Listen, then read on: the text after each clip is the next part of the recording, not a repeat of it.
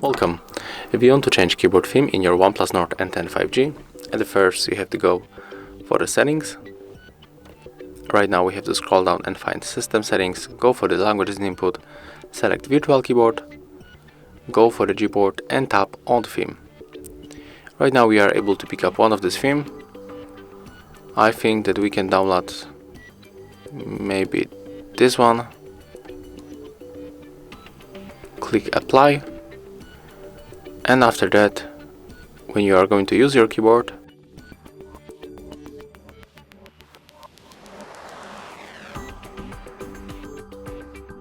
right now you can see how your theme has changed.